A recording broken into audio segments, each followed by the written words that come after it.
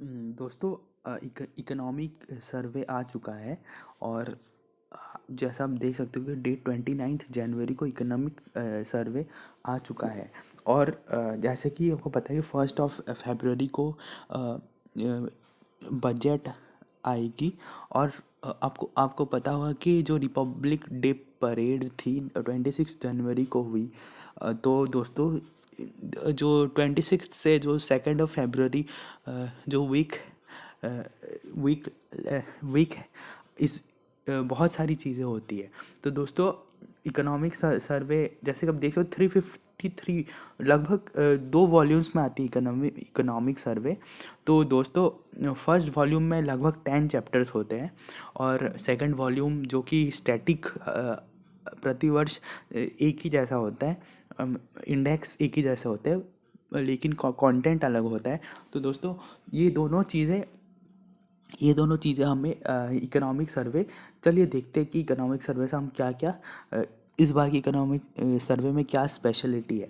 तो दोस्तों, जो पहली है कि saving lives and livelihood amidst once in a country crisis. So दोस्तों, फर्स्ट चैप्टर कोविड के बारे में बात करता है। दूसरी चैप्टर जो है डज ग्रोथ लीड टू डेब्ट सस्टेनेबिलिटी। तो इंडिया में जो डेब्ट की इश्यू है कि डेब्ट मतलब जैसे कि एक निगेटिव कॉन्सेप्ट है। तो क्या ग्रोथ डेब्ट सस्टेनेबिलिटी लाती है? तो सेकंड चैप्टर यही बताता है। थर्ड चैप्टर बताता है दोस्तों, तीसरा chapter does India's sovereign credit rating reflect its fundamental. क्या इंडिया की सॉवरेन क्रेडिट रेटिंग अपनी फंडामेंटल को रिफ्लेक्ट करता है? इसमें आप माइक्रो इकोनॉमिक इंडिकेटर, उसके बाद सॉवरेन क्रेडिट रेटिंग क्या होता है, या फिर इंडिया क्या अपना सॉवरेन डेब्ट पे कर पाएगी, तो या फिर कितनी है सॉवरेन डेब्ट, ये सब के बारे में बात करता है। उसके बाद दोस्तों, इनइक्वालिटी एंड ग्रोथ। जो ग्रोथ होता है इंडिया में और जो इनइक्वालिटी होता है, क्या ग्रोथ होने के बाद भी इनइक्वालिटी रहता है, या फिर इनइक्वालिटी डिक्रीज हो जाती है विथ ग्रोथ? दोस्तों, ये सब हम जानने की कोशिश करेंगे। उसके बाद दोस्तों, नेक्स्ट चैप्टर है हेल्थ के टेक्स सेंटर स्टेज। यानी कि दोस्तों, जैसे कि आपने देखा होगा 2020 ईयर जो था फुल कोरोना कोरोना ईयर।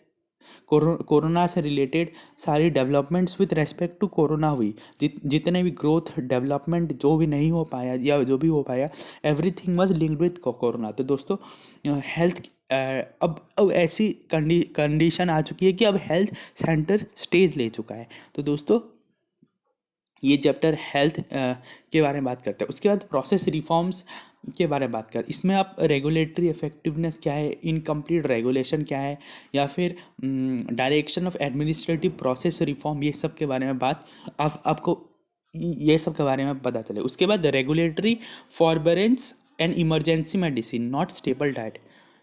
इसमें आप कैपिटलाइजेशन और क्लीन अप के रिलेशन, उसके बाद में करेंट फॉरबिडेंस रेजिम, ये सब के बारे में बात।